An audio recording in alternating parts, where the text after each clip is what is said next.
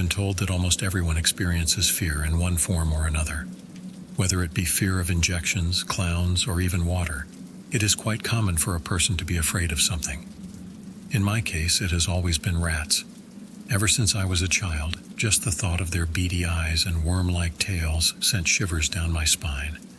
When I was growing up in rural North Carolina, rats were a frequent occurrence there, and over time I learned to deal with them. It was never easy, but as I moved into adulthood, it became inevitable that I would run into them from time to time. But even then, the sight of them gave me goosebumps. As is typical of humans, I continued to progress along the path we call life. I met a girl, started a family, and eventually set my sights on owning my own home. Thankfully, all of this became a reality, and I found myself moving into a cozy farmhouse in a quiet, unfamiliar town. We even added a few cats to our growing family. Things were going well, and thoughts of those creepy rodents seemed to recede into the background. After all, what were the chances of them showing up when we had our feline friends to protect us?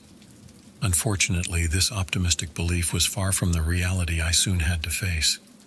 On the third night in our new home, I heard a familiar sound, a quiet scratching in the wall behind my head as I went to bed. Instantly, the hairs on my arms stood up on end as vivid images of these hideous creatures filled my mind. However, just as quickly as it began, the scratching stopped. Hours passed, but there was no further sign of the creature. The only sound in the quiet room was a sigh of relief, after which I was finally able to sleep. The next morning, I told my wife about my nighttime encounter. In her usual manner, she comforted my bruised ego with light-hearted jokes about the situation. Not a few minutes later, the thought of unexpected neighbors receded to the back of my mind as I convinced myself that our beloved cats had surely taken care of the problem. Life went on. I started a new career, our kids went to school, and I spent my free time enjoying horror movies with my favorite streamer on our TV. Life fell back into a calming state of normalcy. Once again, in the middle of the night, I was awakened by a familiar, insistent scratching sound. This time, however, it was strangely close, as if the creature was right next to me. Its every movement became frighteningly distinct, from the relentless scratching on the wall to the stomping of tiny feet scurrying back and forth inside the wall. My heart sped up with each audible sound, and I became more and more frightened when I discovered a second source of disturbance, this time coming from the ceiling. It became obvious that I was dealing with more than one intruder. Panic rose in me, and without thinking, I jumped to my feet and began to storm the ceiling, striking furious blows aimed at driving these creatures away. The mere thought that these creatures could break through the ceiling while I slept sent me into a whirlwind of emotions. After several intense minutes of struggling and pounding, I finally achieved a semblance of silence and decided to contact the Exterminator in the morning. The next day, the Exterminator promptly arrived at my home and assured me that he would quickly resolve the problem, allowing me to enjoy peaceful nights again. I smiled gratefully and let him get to work.